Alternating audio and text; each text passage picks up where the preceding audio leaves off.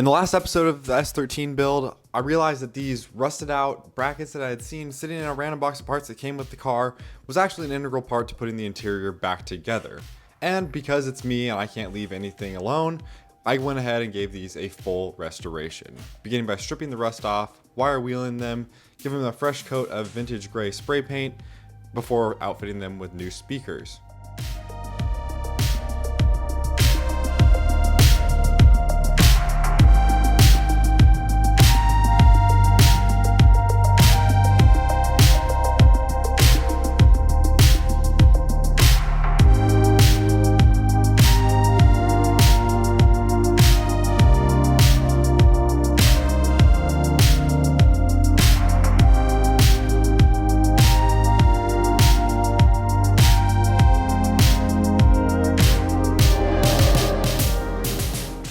Now, the previous owner had included four 6.5-inch speakers for the car.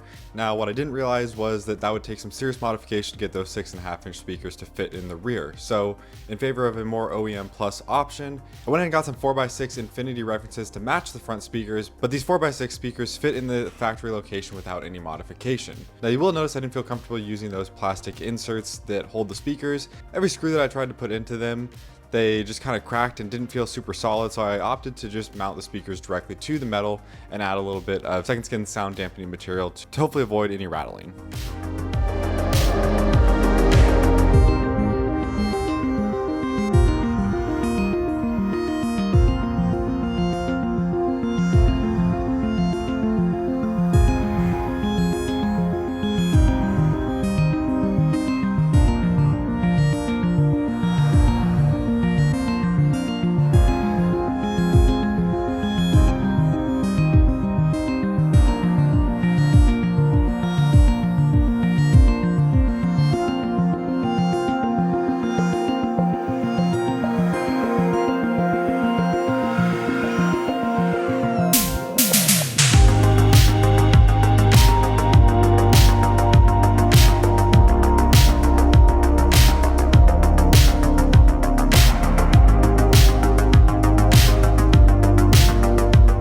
Welcome back, you guys. Today is a super exciting day working on the S13. I hope you guys enjoyed that little montage getting you caught up to where we are at now. Let's dive into where we're at and what's next on the agenda to get this interior back together.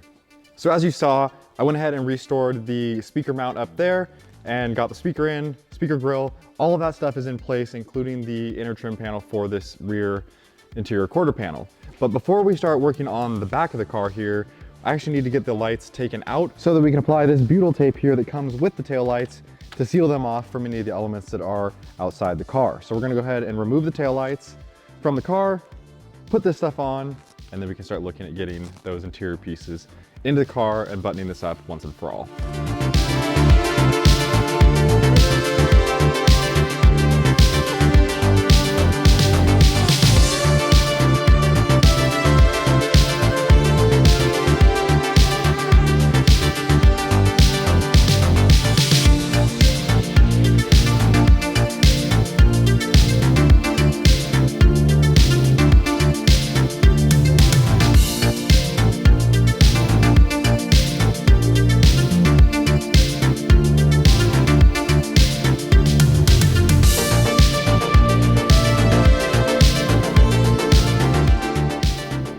So because this car isn't a Type X or Koki car from the factory, in order to get these taillights that we just reinstalled, Koki tails, we need to use these little adapter harnesses. These are made by Keyed Performance, and these just allow you to plug the lights directly into the stock harnesses.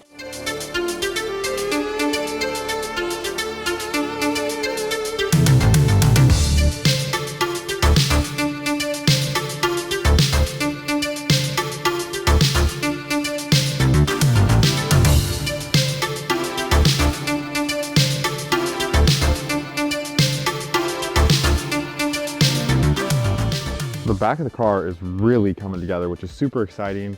We've got this interior piece just kind of loosely in there until we get the seat belt hooked up down at the base.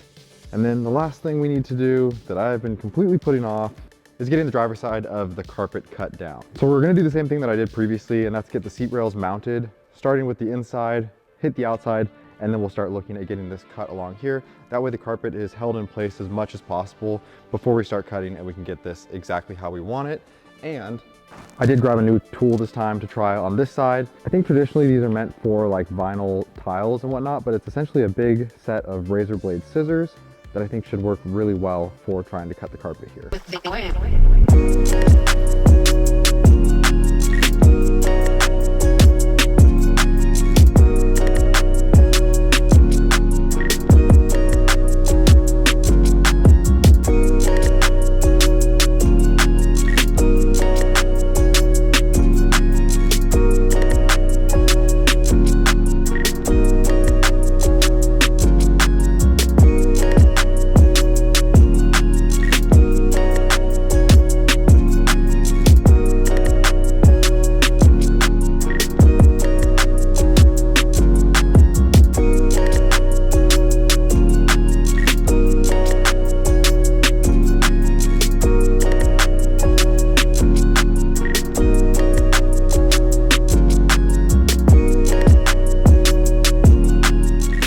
So the tool I used to cut on this side definitely made it go a lot easier. It was just easier to get a straight line and work my way across much more efficiently, it felt like. So I've got this whole edge cut here.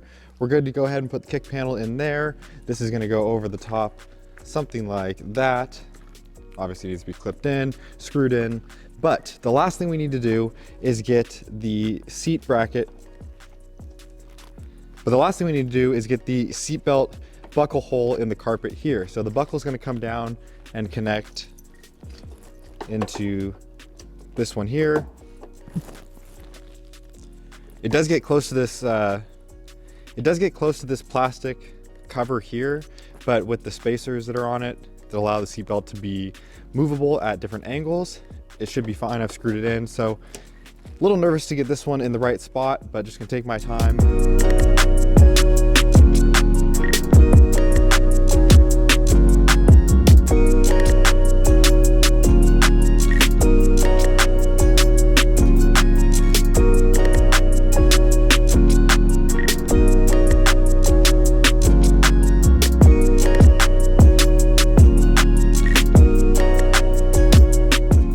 All right, the driver's side of the car is looking great. Got that trim piece all hooked in completely. The seat belt is connected down at the bottom over there.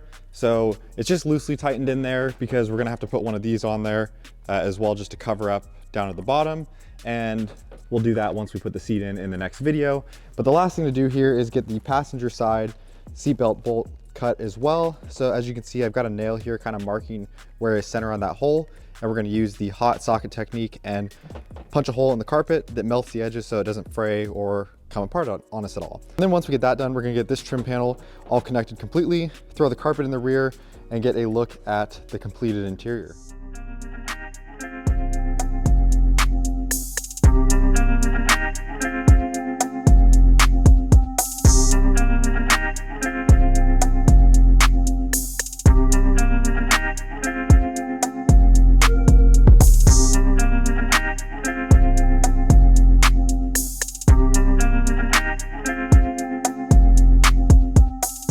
Passenger side seatbelt is officially in, and this thing is pretty much done in here. I cannot believe this carpet is finally fitted. So the last thing I need to do is throw the carpet that goes in the back of the car. So I'm gonna throw that in, and I'll tell you what my plan is for a back seat or lack thereof, and let you guys give me your opinion on what you think we should do back here.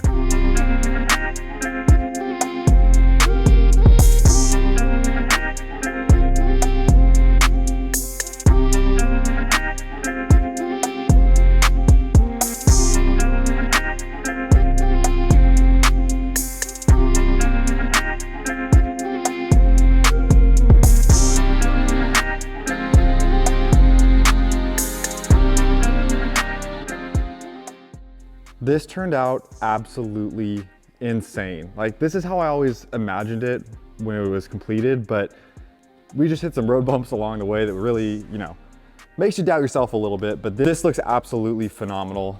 The way the carpet fits in the car is absolutely perfect. It's so nice seeing it with these door sills in over here, and everything just came together so nicely. It was definitely one of those things where it's worth it just to take my time and get it absolutely perfect, because it's just that and more.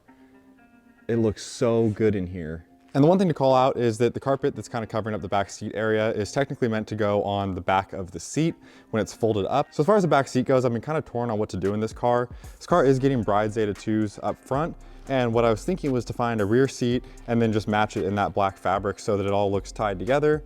And then maybe putting one of the, I think they're called Miracle X bars that connects the struts in the back behind the seat. And we could either do it where there's just a rear bottom seat with the bars or a full seat and bars. I'd love to hear you guys' opinion. This car is definitely more OEM plus and, you know, slight JDM styling. So I definitely want to hear what you're thinking. I'm not going to do a full seat delete in here. It's not the style of this build, but let me know your thoughts down below. And just to give you a little taste of what's to come, these are the absolute most mint pair of Zeta 2s, and they're going to be perfect in that interior that we just finished up in there. But I'll save that for the next video. In the meantime, make sure you hit that subscribe button, throw this video a like, and I put 2 videos up here on the screen for you to enjoy in the meantime.